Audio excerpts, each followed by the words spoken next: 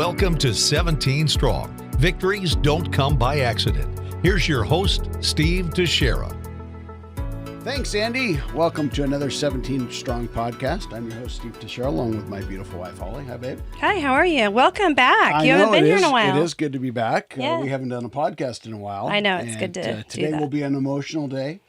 It will be a great day. Yes. Because we have the now retired, Baseball. partially retired, Yeah. Arroyo Grande High School baseball coach that was near and dear to Ryan, and Brad Lachemann. Welcome, Brad. Thank you. Thank you for having me. Thank you for being here. That's awesome. Yeah, I know that we have referred to Brad in a couple of our podcasts, haven't we? Yes. So he's in the hot seat now. Yep. Well, I asked Holly like 17 times, and she finally 17. I should have 17. known that would That's have right. been the number. That was the number. That was the number. And Madsen snuck in before you Yeah, did. yeah. So then Yes. I was like, wait a second. Wait a minute. Wait. Yeah. So anyway, let's just start by asking Brad. We know kind of how Brad fits into Ryan's story, but we'd like to know a little bit more about you. So could you just tell us a little bit about you? Well, I didn't grow up in the Central Coast. I ended up coming up here for baseball to Cal Poly, and you know, once you live here for 5 Right. minutes, you can't ever leave. Yeah.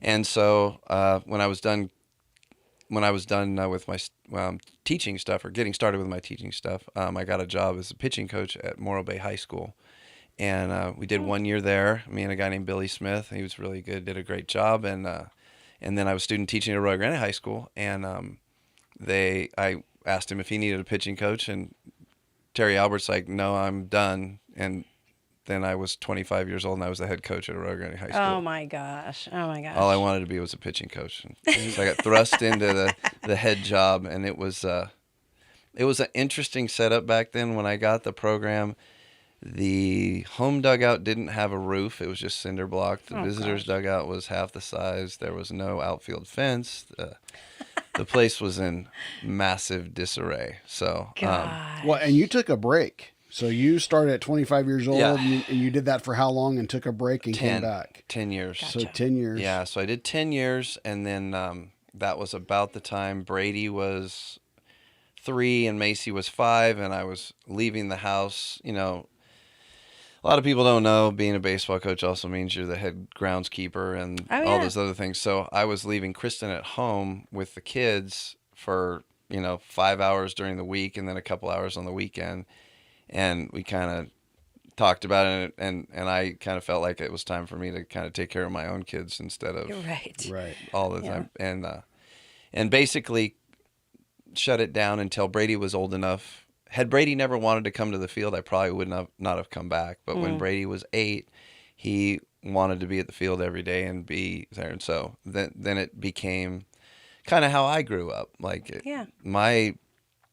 When I was younger, our summers, we went and chased my dad around to wherever he was coaching. Right. He coached in the Alaska League. He coached in Palm Beach, Florida, Iowa, Quebec, Canada. So our summer, we were gone all summer at wherever he was coaching, and my mom just dropped us off at the field at like noon for a 7:00 game, and we played wiffle ball and figured it out, climbed right? under the bleachers and found, loose change and stuff That's like right. that. But you Those were were a the good baseball old days. family. Yeah. Right. Yeah. No, that's what we did. You grew up Yeah. in it, and you didn't know any different. That's No, right. no. That's right. It was And- a blast. Yeah. Of course. I had 25 big brothers all the time. That's right. And Looking so- after you. That's yeah, so cool. yeah. And do you have any brothers or sisters? I do have one older brother. Yeah. Older brother. So you're the baby. I am. Okay. I am. No sisters. No sisters. Okay.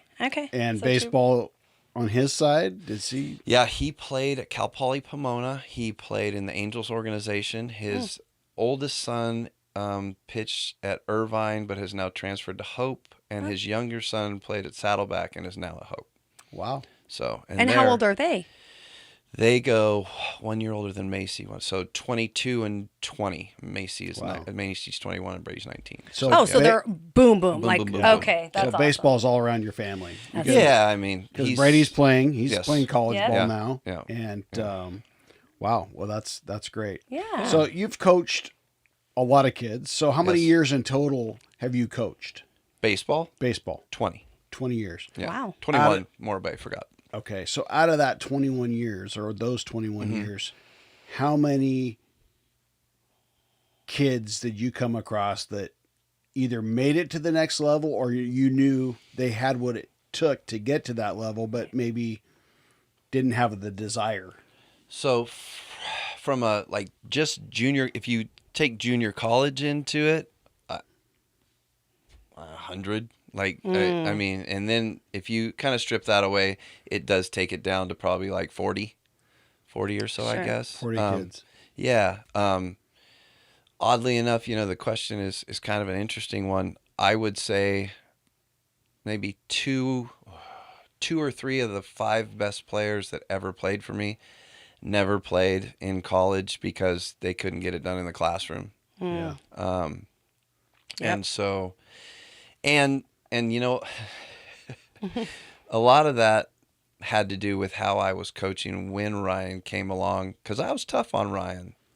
Ooh, we're gonna get started, aren't we? Well, you and me and Holly used to go. Yeah, We were best buddies when That's Ryan right. played That's for me. right. Okay, let's go back really quick. Uh-huh. When did you meet Ryan? That's my Freshman question. year, his freshman year. Okay, so you didn't know about him. You hadn't really talked. No, I Okay. didn't do a bunch of anything less than freshman year, because I always felt like there was a lot of youth baseball. A lot of times the coach's son is the guy that gets to play all the time and everything. So I wanted to give everybody a clean slate when they got to the high school. So we didn't really evaluate anywhere until they were freshmen. Well, and that makes sense too, because a lot of these studs, if you will, in junior high, Right. they realize at high school, I got so many more opportunities. I'm going to go on the golf team, or I'm going to go do volleyball or whatever it is, because they might have been good at the Little League level or Cal Ripken level, whatever they're playing, but they didn't have the heart to go to the next level. Well, a lot of people say they quit baseball because it's boring, and I would argue that they quit it because it's hard. Yeah, it's hard. Yeah. It's really hard. It's And really there are hard. times when I'm like, man, I wish Brady would have picked a different sport. 'Cause Yeah. This is just brutal. And people that think baseball is boring don't understand the game. Right. Because baseball is as much physical as it is mental. It's you have to study the game to understand it. There's a lot going on that most people don't see. Right. Yeah. Right. It's a active chess game. Sure. And it's and the two biggest things are when you're on offense, you don't control the ball. Right. And when you're on defense, you have to use your bad hand. And there's no other sport like that where you're made to use your offhand to play defense. Yeah. And so That's it's so tough, true. and you fail so much. You, It's brutal. over yeah, half the time. Yeah. Yeah, it is brutal. It's very humbling too. Oh, yeah. To watch it and to I mean, trying to take and hit this round baseball that's coming at you at 100 miles an hour with this wooden stick, right. That's true. really tough to do. That is Or really tough. kicking a ground ball and having to stand there and wear it. Yeah. Yeah. While everybody's looking at you and maybe not even get another chance to, it's To not like redeem football. yourself. I'll get him next play or Yeah. whatever. You Yeah. can't do that. That's totally true. It's rough. Okay, so how would you describe Ryan as a player? Baseball. Massively energetic. Obviously he was good. Like he had great skill. He was very talented, but his energy. I mean, I feel like I'm telling you something, but I realize we're telling other people. Yeah, we're telling everybody. Yeah, for sure. Just the energy he brought every day. We talked about how hard baseball is and how much it can beat you up and make you. Right. Everybody has days off, energy-wise, and it comes along with school. Didn't eat, didn't sleep the night before. All those things, and I honestly can't remember any day he didn't come out and was. He was just that guy that was like, I get to play baseball today, and he was always fired up about it.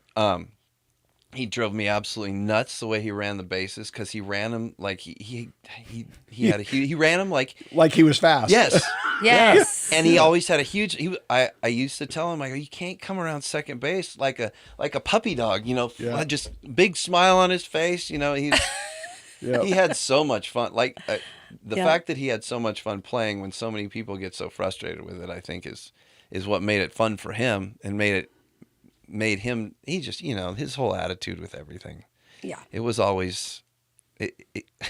Yeah. Every day was a good day. Every day was a good day for him. Yeah, Especially you're right. if it involved a bat, a ball, and a glove. Yeah, for sure.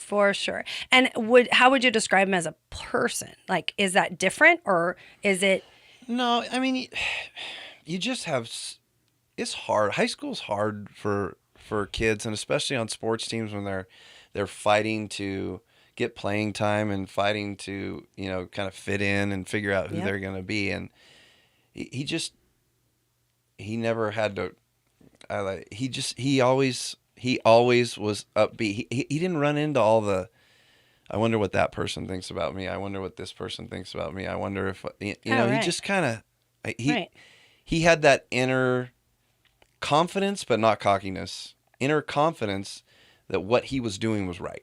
Right. Oh, well, especially 100%. as a freshman, because you brought him up to varsity as a freshman. Yeah. Well, and that was interesting because it wasn't supposed to be that way. He was on JV, and then Garrett Ball, who was his best friend, got hurt and couldn't play for like 3 games or 4 games. He ran into Paul Ormonde running full speed I at each other I on knew a it was pop something fly. crazy. So And did he get shallow it? outfield pop fly behind the shortstop, and Garrett's going out, Paul Ormonde's going in, and they hit each other So full hard. speed. Like you could hear it. It sounded like 2 wood bats hitting each other. And of Right. course, Paul stood up and was like, "I'm okay," and Garrett was sitting in the dugout, like giggling and going, "Hey, when are we starting practice?" Garrett, practice is over. We're getting somebody out here. Hey, when do we start? I mean, he was looped. Yes, He was definitely concussed then. and Paul I was think- not. Oh, no. Yeah. He ran That's into the right. wrong person. That is so Yeah. funny. Yeah. Yeah. He's like a brick wall. Yes. Yes. Yeah, that's true. So is very interesting. Yeah, not many. We've had a pretty good tradition of being successful and having good players. So I don't believe. I think with the exception of Sean Mosley, I don't remember any freshman ever playing varsity. I think maybe Justin Trimble, maybe a little. No, he didn't because he got hurt. No, so I think between those two guys, So you Ryan have to be was one of the few freshmen that ever played varsity. Well, you have to be at a reg physical ready. at Right. 14 or 15. You got to be Sure. and and to compete against 18-year-olds when you're 15 years old is not easy. Right. right. And I think that year you took him to Don Lugo tournament because, Oh, I boy. was like, because I got the phone call, like, Oh yeah. do you remember this? Yeah. And I was, because my brother was assistant coaching. So for let you me just at set the time. scene as a mom. Yeah. I'm like, they want you to do what? And he's like, yeah, I'm going to be going to this Don Lugo tournament for the weekend. And I'm For like, the week. oh, for the week. Yeah, it's so 5 days. Yeah. 5 days. So it's all schools out. Yeah, you the know, whole spring break. a spring break, yeah. So I'm like, oh, this sounds like trouble. But he's like, oh, no, it'll be great. I got invited. So I have to go. And I'm like, oh, okay. So what's required out of you? Like, you don't even have a uniform. And he's like, well, yeah, they're giving me a uniform. And I'm We can take care of that. yeah, We we'll got take care of That's that no problem. business. Exactly. And so I remember, I'm like, where are you staying? He goes, I don't know.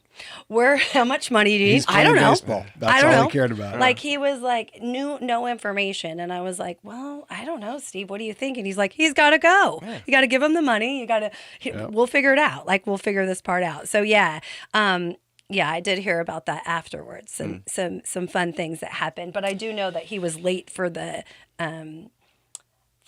what was it? I think you guys told him that they had to be downstairs at the lobby at X time, and of course he was late, so he gets in trouble. And he's the freshman, So I'm sure But that he learned. It was a great learning. it was experience. a great learning experience. Yeah. Exactly. Yeah, I exactly. love those trips now because I see those guys that when they're 20 and 21, and they love to tell me all the things that happened on those trips. Me too. Like, I'm like, you did what? Yeah, And why did you do that? And yeah. I'm like, I had no idea. Like, I was like, thank God that mom didn't know that, they were. Supposed to be Or that coach. way. Yeah. Right? Yeah. Right. Totally. Yeah, exactly. Yes. So I was a little bit easier because John was the coach at the time. So he was helping and which was great. But he did go to Don Lugo that year, and that was his freshman year. And then sophomore year, he was up at varsity level as well. I can't remember the sophomore. Do you remember anything? Junior No, year? sophomore No. year was the one I remember talking to you, and I said he was struggling hitting, but he was playing shortstop for us in our first CIF game, and I said, hey, well, what do you think?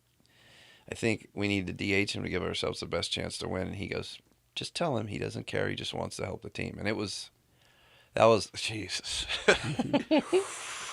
Sorry. That was one of those conversations that you don't have with kids that age. or didn't turn out like, I walked up to him and I said, hey, and he'd been hitting all year. And I said, hey, I'm going to have somebody DH for you so we have a better chance to win. He's like, perfect. Right. No big deal. Who says that? Yeah, nobody. Right? They may say it, but he said it and meant it. Yeah. Right. Yeah. Right. But you see that in the big leagues too. You see these guys go at the World Series that have been on fire all season long, and then the pressure of the moment gets to them, and they're over. We're talking about Ryan here. He's I not know, even but- 18 years old at the But time. my point is that he understood the pressure. He understood what was right for the team, and even guys at the professional level are going through the same thing, and he got it. And that's the interesting thing too, is that he did understand it. He understood it at such a young age. But he was always looking out for, the attitude was always there too. Right. Well, and he was always looking out for everybody else and how we can make this a win, for everybody. So, and I think that is a good judge of character for him as well too, because he just did that all the way through, looking out for others. So, okay. Are we ready to get into this one? Because this is the diagnosis. I don't see your notes. I know. So and actually my notes we're are. going to jump. There's like junior. 7 different things you could say right now when you say, are we ready to get into this I one? know. You're so right. You're so right. Well, I wanted to walk through the day that we decided to tell everybody. I think Steve and I found out that Ryan had cancer on a Sunday.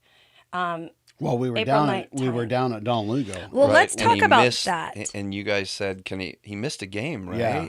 Well, yes. We pulled him out because they called us from UCLA and said you need to get in here this Oh, okay. day for a biopsy. for a biopsy. But And you didn't tell me that. No, we didn't tell anybody that. So I think his hamstring was bugging him. His pretty hamstring was bad, bugging So I think him. you guys said maybe he was going to get his hamstring, which is Right. weird, but Yeah, exactly. Well, so, because we didn't know. Right. We honestly didn't know what it was. So. Right. But I remember that because we had to go pick him up early for that game. Or from that tournament, and same thing. He was fine. He knew what we had to do. But I remember Steve Tolley. He was like, I think he came up to Steve and I, and he's like, I've been rolling him out, and it's not good. Like he is really tight, and I was like freaking out because the C word had been used. Like they had been talking about it. They had been talking about it since the San Luis game. We got a phone call. So San Luis game is when Steve got the phone call. So we had went into Laird's office, and that's when the cancer word started. And they did the MRI. And Well, at that point, walking up the stairs to the San Luis game, Dr. Laird told me, I'll have you in Stanford or UCLA by the end of the weekend. Oh, okay. He said, it's going to be one or the other. Right. That didn't happen because UCLA was still trying to get all the information. So it was I think Don Lugo was the following week. I think it was too. And then that's when it all started to Because that's in February, isn't it? Spring break. spring break. So March. it's March. Right, either right before or right after Easter. Okay. That floats, right? Okay, yeah, that does. So yeah, we ended up taking him out of the Don Lugo couple games or whatever it was, and then he went up to UCLA and got the biopsy. So we then knew after the Don Lugo, which is about halfway through the season, that we had got the diagnosis on April 19th. So I think it was a Sunday. Yeah, Monday is when you called me. No, Monday is when we sent a email out. Remember? And because Ryan said, this is how I want to do it. Because we were like, what do you want to do? And he said, I want to have a meeting with Lachemann, Goosen, Mac, Dwight McDonald, Principal. I think it was those. It's 5 of them. Yeah. 5 of them. So we had sent an email. Steve, I think you sent an email to Conan Bowers and said, we want to meet these 5 people in your office at 1:00. Yeah, whatever it Whatever was. it was. And so we had told Ryan, okay, this is how he wanted it to go. So we sent the email and they called all those guys. So what is I don't know. You got the email? So I must have gotten an email or I got... And then you texted Because me. I didn't want to wait. You didn't want to wait. And I'll tell you the truth why. It had nothing to do. I thought something happened in Don Lugo. I thought that something had happened like at the hotel or something like that with Ryan and the other guys that was completely separate from anything. And I go, wait a second. They pulled him. And now they're calling and they want to meet with everybody. So I actually thought something had happened. Something went down in the hotel or something, and you guys had gotten mad at Ryan and pulled him, and then we were going to take care of it now that everybody was back from Don Lugo. So that's when I was like, I can't wait all day. I need to know what's going on. Right. So I got the message from you And saying, you're like, can I come in? Can we come in anytime? I go, come in now. yeah, because once I got your message, I went to Steve, and Steve goes, call Ryan. Like, what does Ryan want to do? And I said, Brad said he doesn't want to wait. What do you want to do? And he goes, well, he said that we can come in now. And he goes, okay, then I'll meet you guys there. Mm-hmm. And then we met in the office. Right. In your office. Yeah. Yeah. Do you want to talk about that, or do you want at that moment? Okay, so let me back up in more of the senior role of baseball, where I was obviously looking out for Ryan and wanting him to get to the next level, which he did sign his letter of intent in November. So we knew he was going to Colorado Mesa. So we were just trying to get through his senior year, you know. But there was a lot of stuff that happened. And between Brad and I, there was a lot of stuff that happened, not necessarily between the two of us. I just think that it was the way that I couldn't understand why you didn't like Ryan and why I felt like he was getting a disadvantage of everything. And I was like, and I was picking on him. You were picking on him. You were like, but I didn't want to be that parent to be like, oh, well, you know, it's not my kid he's still having playtime. He's still doing great. It's more of, he's just super on him all the time. And I'm like, what is going on? And then this happens. Like, I mean, I probably said the meanest things about Brad that I don't even want to admit that I said. But they were the way I was feeling at the time. And so, well, how close was that to after the Paso thing? When I pulled him out in mid at bat. Oh. And you were yelling at me from the stands. Oh, I forgot about that game. That was a horrible game. Horrible game. That was a horrible Oh, game. yeah. When was that? You got to tell the story now. Well, so I don't remember when that was, but that was. It was that season. It was that season. Yeah. So let me Okay. like before I tell that story, I have to put some groundwork, or people are going to turn it off and be like, I don't want to listen anymore to that. Yeah, I know, right? Okay. So, in the 2 or 3 years previous to that, we sent Jordan Morrison down to UCI and we sent Kyle Robinger to LMU. Right. LMU, yeah. And they failed. And I felt like I was too easy on them and I didn't prepare them to go away and play, because the Central Coast doesn't have the saturation of high-level players that LA, Right. Texas, Florida, Absolutely. Sure, Bay Area. absolutely. So Agree these with kids that are outstanding when they're young, through no fault of their own, don't get the same level of competition as the other ones do. And Sure. so they don't have to fight through as much. And so after Robbie got done at LMU and kind of got a raw deal there, I had decided that anybody who was going to go away to school, I was going to coach them like a college coach. Well, like Skip, right? Right. And Ryan, and I knew what Garrett, you know, I knew how Skip was. And so I was all over Ryan. Anytime, I didn't let him get away with anything that I didn't think a college coach would let him get away with. And I tried to explain that to you, but Probably wasn't listening though. But wasn't right. even like absorbing. I still have the text I sent you after the Paso game. But it's a parent thing. It's a parent thing. It really was. Absolutely, and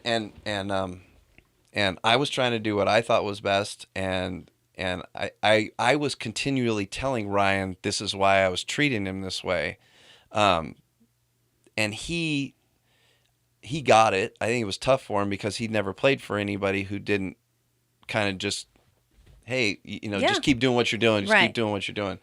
Right. But like we talked about earlier, the base running thing, I knew that if he kept doing that stuff. So anyway, that makes so me Paso. laugh. So Paso. Yeah. And he got picked off twice Yeah, that so game. Paso, he gets got a base hit. hits. Yeah. He gets a base hit, and they had a left-hander who had a really good move. And so we talked about it before the game. We practiced the day before.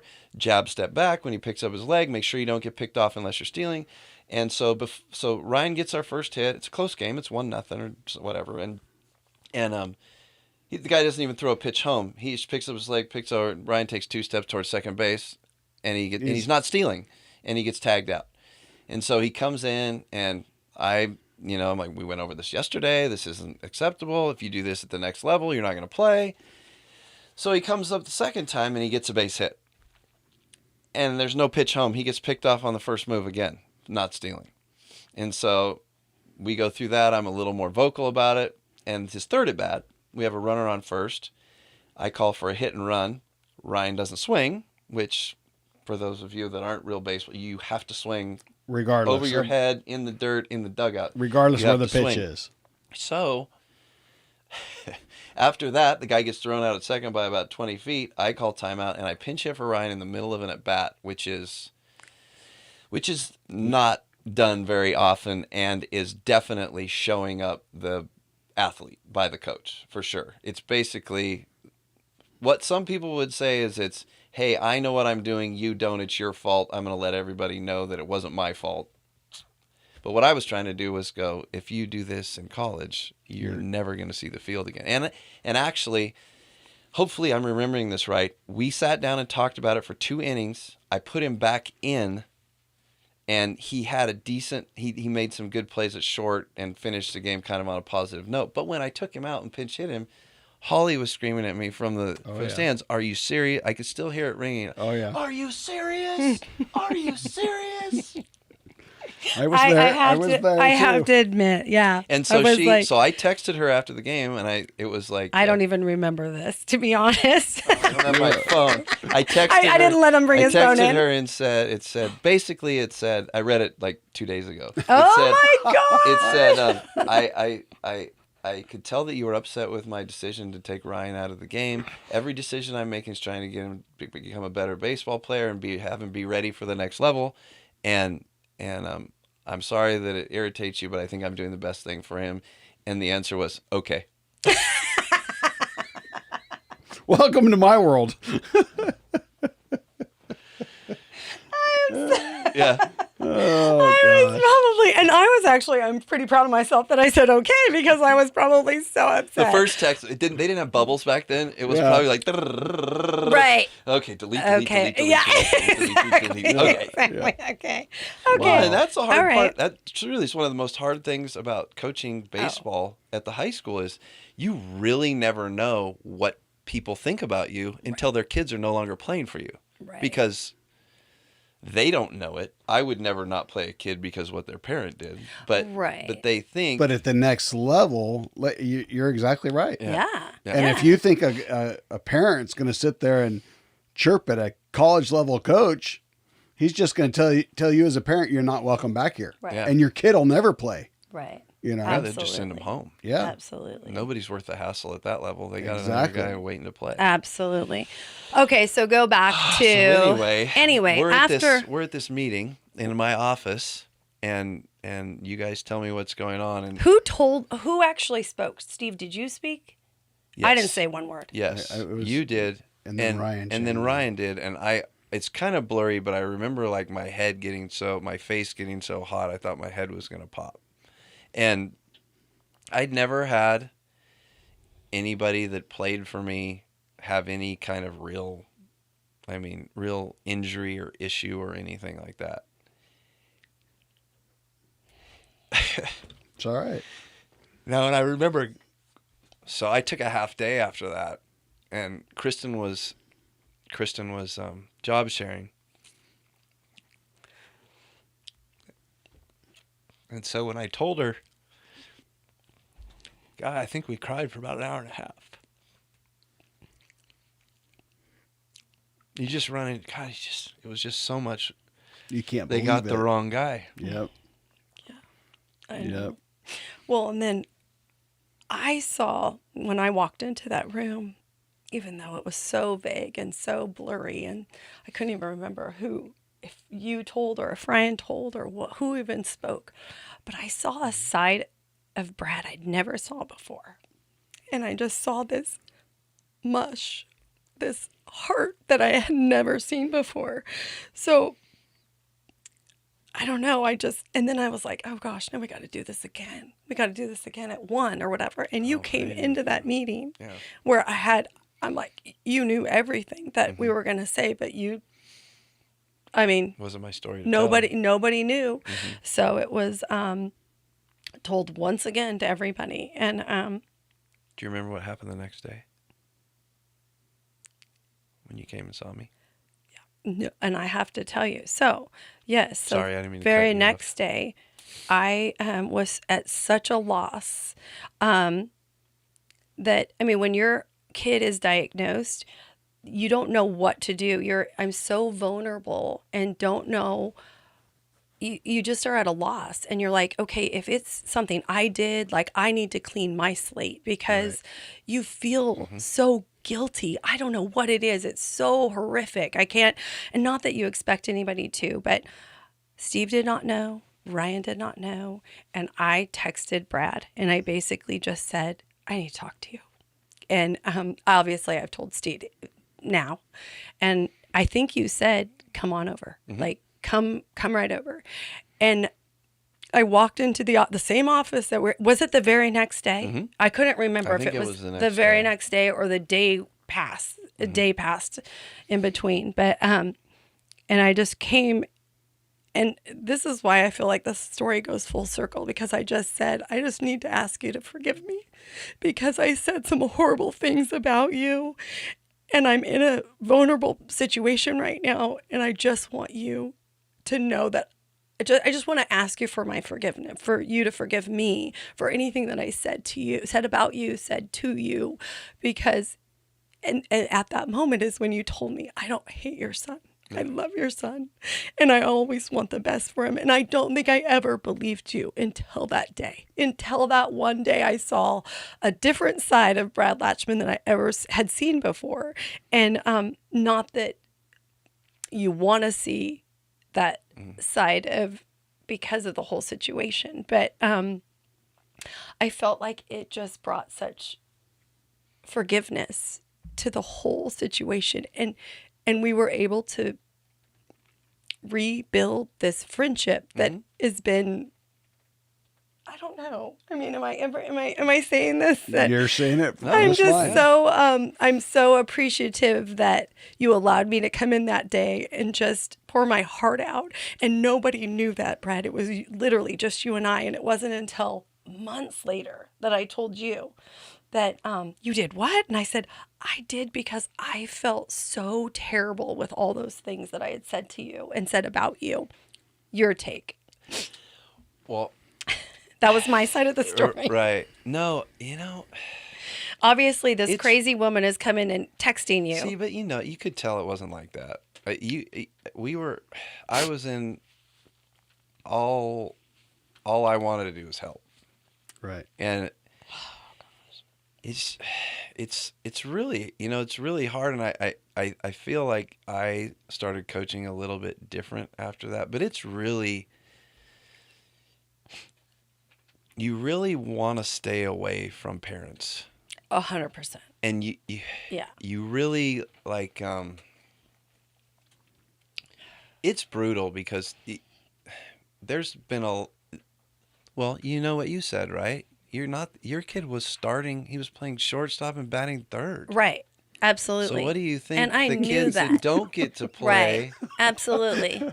It's Little League all It's over totally, again. right. Give me the kid and put the parents away, Absolutely. No. Right. And I would always say that. Describe, and I'm sure you would have described me as like hard to approach and standoffish or whatever. I felt like we had a relationship with with each other because I contacted you about senior nights and you're like, whatever you want to do. Like it was a good relationship, Sure. but it was at that last senior year when we just needed to get through the year, and it was a horrible year at that. I mean, we were winning though. That was the craziest thing. We were winning with these kids that we were like, we're winning. Like they're pitching well, they're playing well. Yeah, we used to come home. Me and Tolly used to call we each would- other on the phone and go, are we really? No. I'm now? blown Like, how are we away doing this? with all.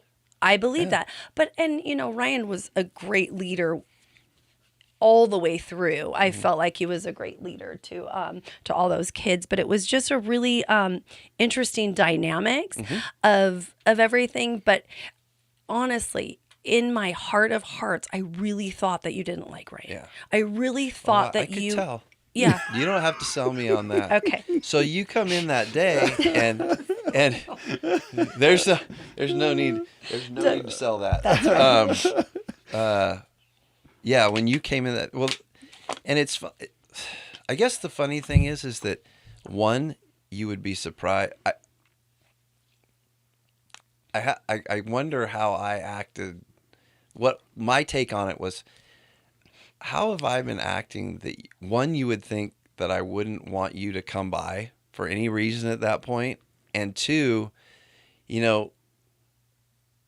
I didn't know what to say when you asked me to forgive you because you thought, and I was like, I'm thinking to myself, holy cow, this lady has a lot more stuff to worry about than whatever I think. Oh, but I felt like I had to clear that to be able to deal with what I was dealing with. I don't hate anyone. Right. I don't hate anyone. Not but anymore. at one point, I hated Brad Lachemann, and I was so mad because he was so mean to my kid. But that's the way I thought. And that's why I was like, I need to clear that because that's not my character. That's not the way I am. And Well, it doesn't help you. it didn't help me, Right. and it wasn't going to help me in that situation. And so that's why I felt like it was almost clearing my conscience, whether and I realized that you probably didn't have anything to say because you're like, what? Like, this is crazy. But I felt better after that because I felt like I can move forward and know that my conscience is clean and I can fight this fight with Ryan. Like, Well, and I think we're in a better spot because you did. absolutely. And you probably went home and told Kristen, this is a weird one for you because It never surprises me when parents think when I was coaching, when parents thought that I was doing something wrong, because then my kids go through and you're like, it's the same thing. it's the same thing. Absolutely. It's the same. It's always the same thing, and you just don't understand why they're doing stuff, and you're not privy to the side conversations that are going on, and so Right. I don't know. I was glad you came in, because when you hugged me, it was like you went from to like Right. there was this huge like release. That's Yeah. exactly right. That's exactly the way I felt too. When you felt walked like, in, you were a ball, and when you kind and of you felt shed 20 some- pounds shed some weight, shed some shoulder. Absolutely, yeah. Which made so much. It It's really amazing did. what forgiveness will do. It's so crazy. So I actually had to tell that story in a Bible study that I was in, and it was a really emotional story. But you know what? We inspired so many people just by that. Because I was blown, like, yes, that's what I did, but I didn't realize what I was doing. Do you know what I mean? Yeah, like, I yeah. really didn't realize what I was doing, but I knew that I needed to do it, if that makes any sense. So, anyway, it was, Well, I'm I glad you're think, giving me credit for it, because I think you did everything. well, believe me, I don't think I did much. I just was like you were trying to literally survive in that moment. And it was, if you had some accountability for it, you would be like, oh gosh, take this responsibility off of me. Because we knew we had a huge fight, in front of us, And so Ryan, obviously he had 5 weeks, 6 weeks before we even knew anything, right? Yeah. So he kept playing. He gets kept to playing baseball. with his big, did you ever see? Oh yeah. Okay. I never Yeah, he saw showed it. everybody in the dugout. Yeah. See, and I never saw it because it was so close to his groin. So I had Steve always look at it because I'm like, I don't need to be looking at that. So anyway, and it was just on the upper right thigh, I guess, but still. So we played for 5 more weeks or something. Yeah. Ended up finishing out the season. Right. Okay, so Didn't make playoffs though. He was he did not because the make- first playoff game was the Nogales game, right? right. When we did that. And that's when he started treatment. Right. And that's when we did But that. before that, we had the head shaving. No, that was Nogales. Nogales was the head shaving. Yeah. Oh, because Ryan This was I know- there. this Yeah, I- yeah, yeah. This I know for 100%. sure because I have a picture in my You're thing right. where Nolan Elias is going over the top Yeah, of the pile you're right. upside down, and That's Ryan's what- right there. Ryan's It right was- there. it was And then right we for it. stayed, and Joey De La Rosa's mom, who's Yes. Yep. she brought a bunch of clippers, and we were worried we were going to blow out the whole Oh, wattage thing but because we had like 7 that clippers going. yes, and that blessed me so much because there was. Do you remember how many kids? I mean, I have a picture somewhere. There's a picture. There's there got to had be 50, 60, That would be maybe my guess, 70 yeah. kids. I But don't anyway, remember. It was Bunch the of ag football department, kids. football. There were soccer kids in there. Oh, yeah. There was obviously baseball. Baseball. But I had never, I mean, talk about rallying around people. They were they could not wait Right. to after that game to shave their head. They were so excited. And then they'd run around and like look like a clown, like shave one part of it and their other part they were was having so long. much fun. It was crazy. And then all the way down the middle, and then they'd run around and be silly. And that was such good medicine for us to just see these kids and how excited they were. At one point, like we were like shoulder to shoulder. I couldn't even get around because it was super powerful. But Well, and I've been asked a bunch of times, and that's the best day of coaching I've ever had. Yeah. Because I know it was terrible why we were there, but the kids were great. And then It was about community at and that point. the kid that pitched for Nogales, I mean, it was a 9-inning game. We won on a pass ball, 1-0. right. And this kid from Nogales who was a D1 commit, and just as a side thing, you know, Nogales is kind of inner city, and That's out of Oxnard, right? For the no, church. it's actually, I grew up in Walnut, right by Pomona, and it's pretty close to right there. Gotcha. So And it's and he had just lost a 9-inning playoff game, and they met out in the outfield, and we put up everything, and we were shaving each other's heads. And I remember this. He comes walking around, and Mike McAustin was like, "Hey, what are you doing?" And he goes, "I just want to go shake his hand." And so, you know, that kid, there's just the whole, I guess, vibe of the whole thing was so community and It was powerful. Yeah. It was so powerful. for a kid to drive up from L.A., get beat in 9 innings, and in a 1-1 game on a ball the catcher should have caught, but he was throwing too hard for him to catch it. Yeah. that so he Ryan could've didn't blamed- even get to play in. He didn't get to play in Yeah, it. he could have blamed anybody he wants for him to come over from the losing side and do that. I mean, I think it was just the whole emotion enveloped everybody. Oh, that was such And you know, we crazy. saw that time and time again after Ryan was diagnosed. We would get baseball bats signed by the team, a Tascadero, a whole jersey, Right. was St. sent to him. Joe's. St. Joe's, so Yeah. crazy. a football team, Saddleback Yep. College out of Southern California, signed a football. Yeah. You know, gave Ryan a football. And he did love receiving stuff in the hospital. Just, you know, the first spout was hard. The second spout was even harder. So we talk about that. And that was, they, you know, a lot of them would come in and just, you know, say hi to him. And that was amazing. Those were always good things to get and receive, you know, from, Right. you know, his whole hospital room was just plastered with stuff. So that was amazing, but there was nothing like that head shaving. And we even would get text messages and pictures of people that were still doing it weeks after. Right. They're like, I just wanted to do this in your honor. I know I wasn't there that day, but I wanted to do it.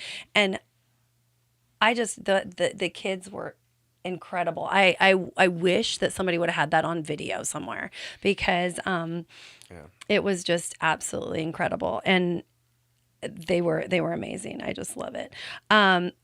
Another thing that I can remember very vividly is that Ryan had been through a couple of treatments. Baseball season, we had done so well. We had gone to senior day.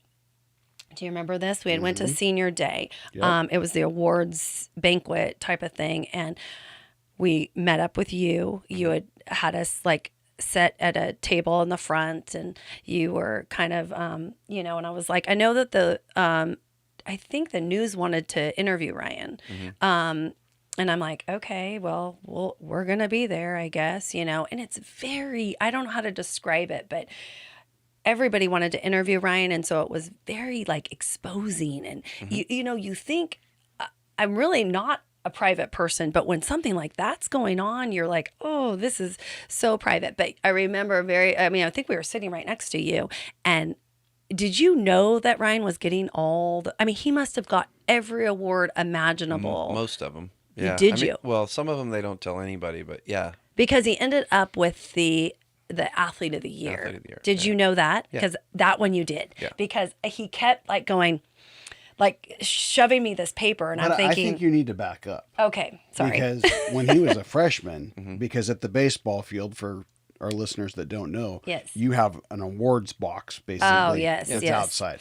And it's plaques of your CIF teams, of all your CIF Yes. awards, everybody. And I remember Oh. as a freshman, he looked at that box and he pointed to that and he goes, my name will be in that box.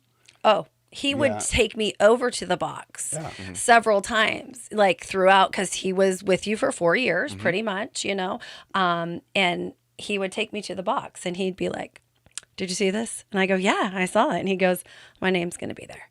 And I kept thinking, pretty sure it's not, but because that's my mentality. Like, I'm like, it's not going to be there because you have a terrible team. You know what year you're graduating? Like, you have a terrible team. Like, maybe when, Arbach and Grant and all that, that was a 2014 season. Maybe. I don't know that your name's going to be on there, but you might win something. I don't know. And then, like, he knew things, Brad. It was the craziest thing. And I don't know if he was just being like, facetious or whatever, but he knew my name's going to be on there, and his name is. Yeah, it's all over it. It's all over that box. It's at least I think it's in there 4 times, isn't it? Yeah. Yeah. Yeah, he's one of, we've had 3 people that won County Player of the Year, All CIF, and County Player of the Year, All CIF. What's the third one? He was on the CIF team. On the CIF team. There's one more we're missing, and I can't don't think of it remember. right now. County Player of the Year, League MVP. League Oh, MVP. League And all MVP. CIF. That's what it was. That's what it was. And he was super proud of that. He was so excited about that. So, unbelievable, because he knew that he was going to be on that. He just knew. Yeah, I loved that about him. Do you have a favorite memory? I had a lot of the most fun I had with him was after he was done playing with me, when him and Nash would come back after he So he was got in well. treatment. Well, no, like when he was hitting again, when he was getting back in baseball shape. Right. So it was after. And so him and Nash would stop by my construction class and hang out, and we'd just chat about stuff. And once they're, out there and then that's kind of fun. But the head shaving day was important. And then the conversation I had with him before the CIF game and his response. But I don't know. I honestly, I could still see him coming around second base and me screaming at him to stop. And him getting backpicked by like I have 10 that feet. I have that on video. So I'm screaming at him to stop, and he's just smiling, coming around second. he thought he was so fast. He thought he was fast. Hysterical. It wasn't hysterical. He drove me crazy, but it was funny. I mean, looking back at it, I could still see the look. Like, you forget things and things get kind of washed over, but I can see his face like it was 5 seconds ago with just the smile on his face, coming around second, and I could feel the veins in my neck screaming at How him about the to clipboard stop. snapping? Yeah, screaming at him to stop. You're like, what are you doing? How many clipboards did you go through in your baseball career? Poor Yeah, and Too he many. did. He thought that he was so fast, and he Yeah. really Oh, he did. wasn't. He really He wasn't. did. Okay, one last. I got to talk a little bit about this because you say you had. I mean, we kind of talked a little bit about the people that had a lot of commitments in college or whatever, and Ryan did commit to a D2 school, but I guess my question is that you coached him. He was a good player. He was a good person. But I guess my bottom line is I don't know what I'm trying to say, but I'm trying to ask about what is your feeling about 17 Strong? Because that was not Steve and I's thing. This is not what Steve and I want to be doing. So, but this is what he thought of. And I mean, it's so like Ryan to do it. It's so like Ryan. But what is your feeling about 17 Strong now that... This is going to go off tangent a little bit. When Ryan passed, we had a thing over at CrossFit gym, the Obsidian CrossFit gym.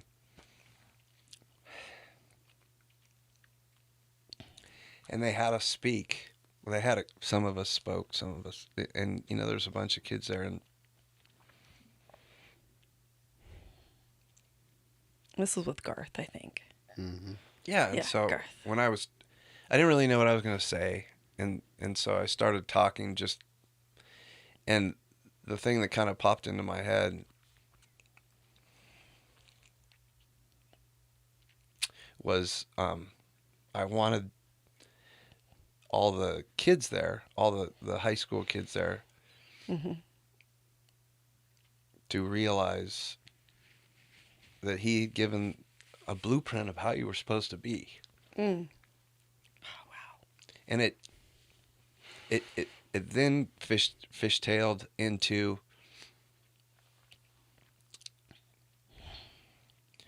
my irritation that he was never going to get to be a dad. Mm. And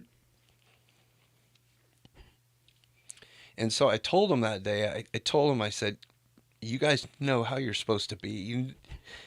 You've been shown how you're supposed to act. And the fact that Ryan never got to be a dad, when you guys get your chance, you need to remember how you're supposed to be and how you're supposed to treat other people. And this is what you want your kid to grow up to be like. Oh, wow. And I think that the 17 Strong thing is his kid. And that's the way I see it. Never thought of it that way. Neither have I. But you're exactly right. Yeah. And it's what he left behind. It's like, what. Yeah. It's his baby. Yeah, and it's his legacy. Yeah. And it's what he left behind that's going to affect the next generations. And so I like it because I feel like he got a chance to be a dad. Mm. So cool. So cool. That's powerful. That is so cool. Really powerful. Wow. Well, that's a good place to start winding up. So, and we had the honor of, after Ryan passed, and it was really tough because it was that next season that you retired his number. That meant so much to us. Yeah. So much to us. I'm still blown away by it. So 17 is officially retired at the Arroyo Grande High School baseball field.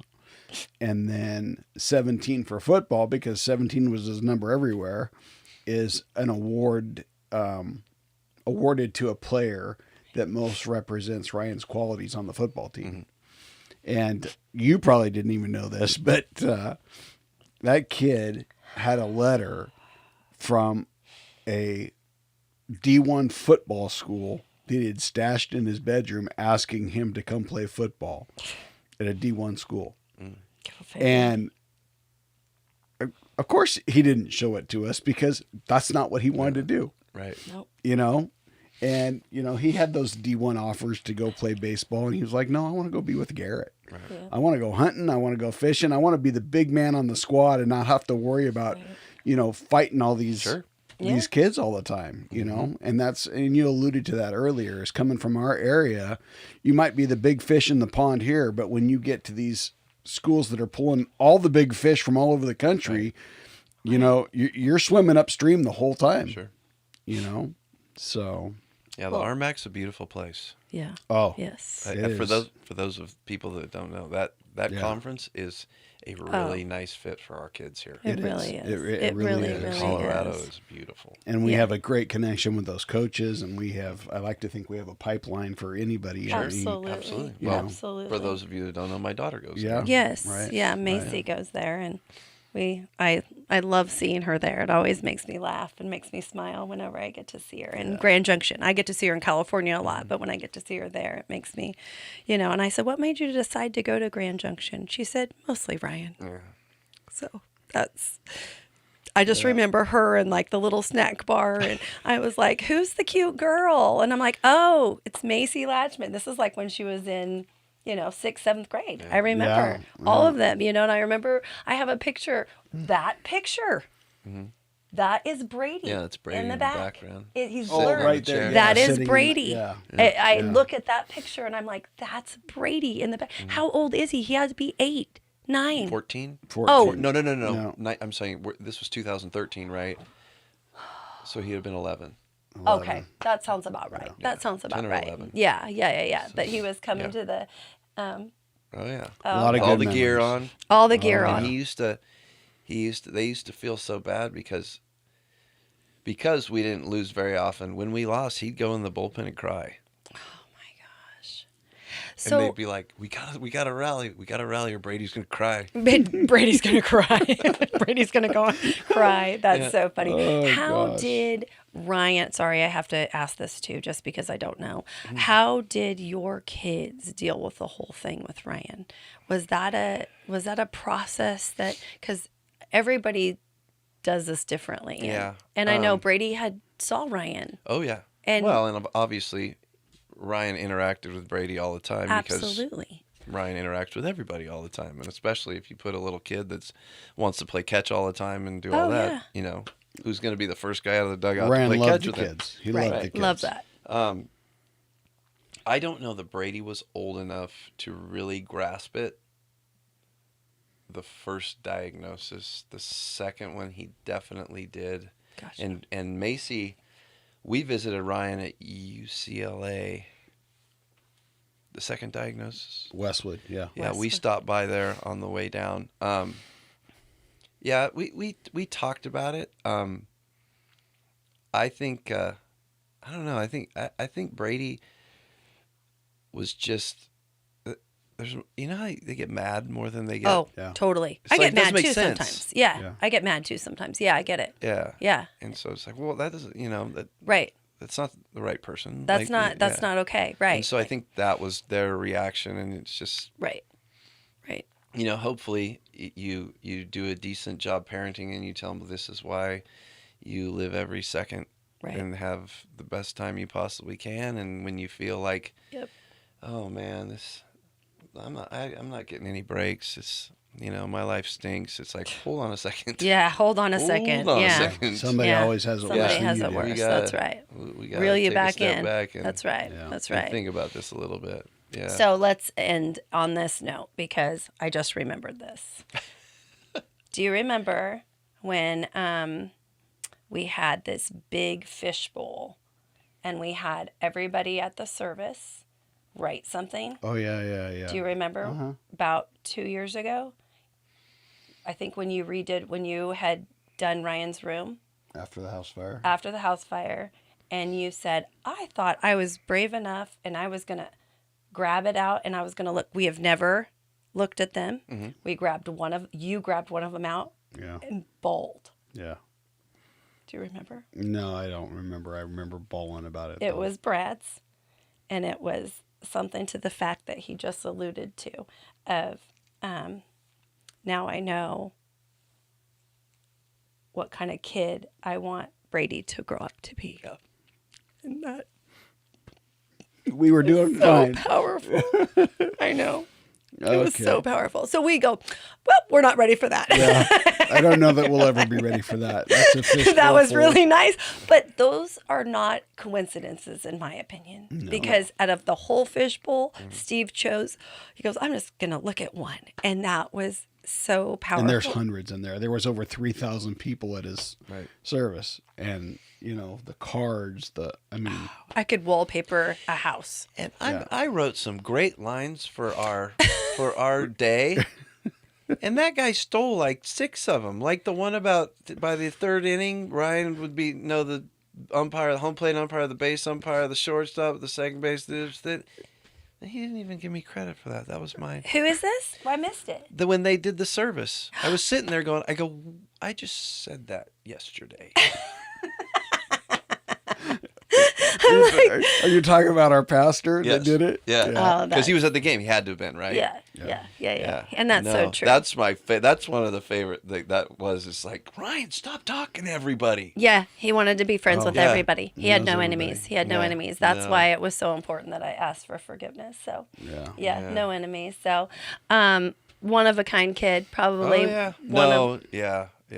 I don't know that you'll have another one like that. And in a lot of areas, he tested you and tried you, and yeah, but those are the kids. Nash was the same way. Yeah. I mean, we'd scream at each other about which pitch we were calling, and those are the kids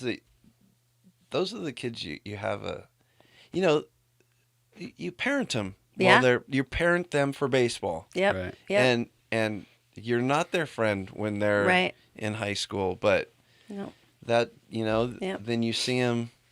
You see the kids when we come to the 17 Strong thing and all those guys, and I love to watch them grow and make adult decisions, and semi-adult decisions. I know, but we're That's working a whole on nother it. podcast. Yeah, we're working on them, and they're just great kids, and I love them, and they're a connection to Ryan, so.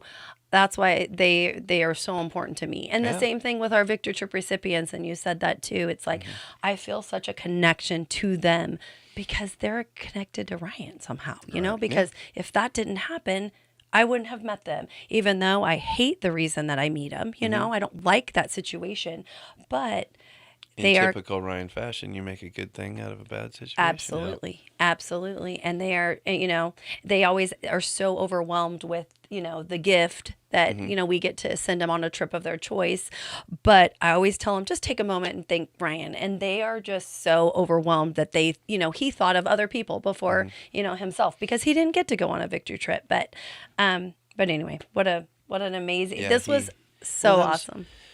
You go visit. Every time I visited him in the hospital, he was like, "How's the team? Who's doing? Maybe you should do this." And I'm like, "Bro, you're fighting cancer. Maybe we should talk about you for a second." And he didn't want to have any of that. He wanted to be so normal. Even wanted when the to UCLA be normal. coach would come in there, when Coach Savage would come in, how's the team? What's going on? Yep. What about, they want to talk baseball. He didn't want to talk about him. He No. wanted to talk baseball. Same thing with Justin Turner. He wanted to talk about who do you like to pitch or hit off of? Who's this? And you should have heard that conversation. It was like, what is going on? But that is typical Ryan. Yep. He did not want to be the guy that, he would roll his eyes at us if we asked him, how you feeling too much? That's just the way he was. But what a great kid. Brad, thank you. Thank you so much for being emotional, good, one of our longer podcasts. But so good. So worth it. Yeah. No, Thank you to all of our supporters. Yes. We just finished up our fundraiser. Brad was there. Yes. And successful event. So thank you to all of our supporters. Absolutely. And, thanks to our studio engineer, Mr. Nate Hand. Thank you, Nate. And he worked overtime today. He That's worked right. overtime That's today. right. Yep. We had some technical Okay, and what's difficulties. our sign off, Brad? What's our sign off? Do you know? No, I don't know. You got. Yes, you do. Yes, you do. Oh. Well, I know. I just don't know now. Yeah, Attitude is everything. Yes, it is. Everything. Thank you. Thank you. You've been listening to 17 Strong. Victories don't come by accident. To be part of the show, make a donation, or request more information, go to 17strong.org. That's SEVENTEEN strong.org.